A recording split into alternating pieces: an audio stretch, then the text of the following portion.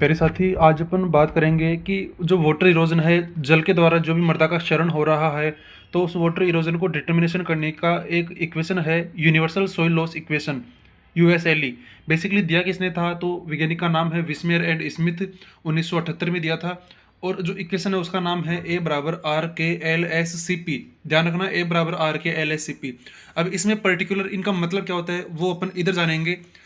USL equation है वो are के एल एस सी पी है उसमें। तो ए का मतलब क्या होता है इसमें, सोइल लॉस किस में, टन में, टन प्रति एकड़ प्रति ईयर। आर का मतलब होता है यहाँ पे रेनफॉल फैक्टर या फिर इरोजिविटी, क्योंकि रेनफॉल से रिलेटेड है इरोजिविटी। इरोजिविटी हमेशा एक एजेंट के लिए यूज किया जाता है, या फिर वाटर हो या फिर वो सोइल हो।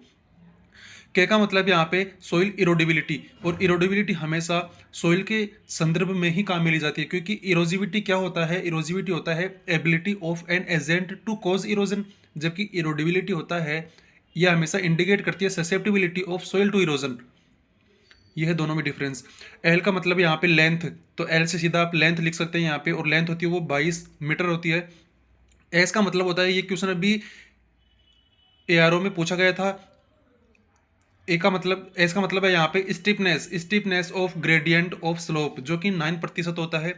सी का मतलब होता है यहाँ पे soil cover and management factor, और पी का मतलब होता है यहाँ पे कंट्रोल प्रैक्टिसेस। तो ये इक्वेशन बड़ी इंपॉर्टेंट है exam view of exam point, तो आप इसको आराम से देख सकते हैं, स्क्रीनशॉट ले सकते हैं और इसको याद कर लीजिएगा।